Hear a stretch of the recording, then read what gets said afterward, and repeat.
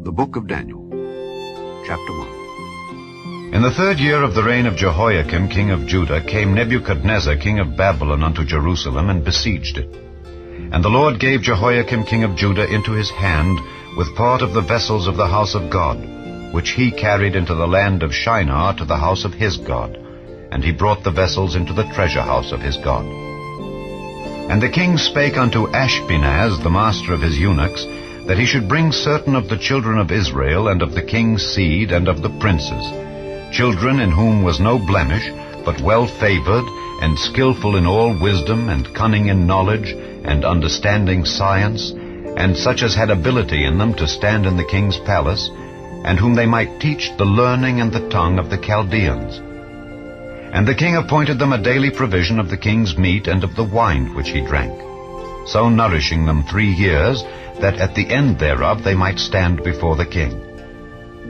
Now among these were of the children of Judah Daniel, Hananiah, Mishael, and Azariah, unto whom the prince of the eunuchs gave names. For he gave unto Daniel the name of Belteshazzar, and to Hananiah of Shadrach, and to Mishael of Meshach, and to Azariah of Abednego. But Daniel purposed in his heart that he would not defile himself with the portion of the king's meat, nor with the wine which he drank. Therefore he requested of the prince of the eunuchs that he might not defile himself. Now God had brought Daniel into favor and tender love with the prince of the eunuchs. And the prince of the eunuchs said unto Daniel, I fear my lord the king, who hath appointed your meat and your drink. For why should he see your faces worse liking than the children which are of your sort? Then shall ye make me endanger my head to the king. Then said Daniel to Melzar, whom the prince of the eunuchs had set over Daniel, Hananiah, Mishael, and Azariah, Prove thy servants, I beseech thee, 10 days, and let them give us pulse to eat and water to drink.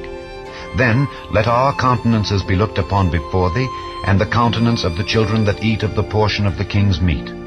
And as thou seest, deal with thy servants. So he consented to them in this matter, and proved them 10 days. And at the end of 10 days their countenances appeared fairer and fatter in flesh than all the children which did eat the portion of the king's meat. Thus Melzar took away the portion of their meat and the wine that they should drink, and gave them pulse.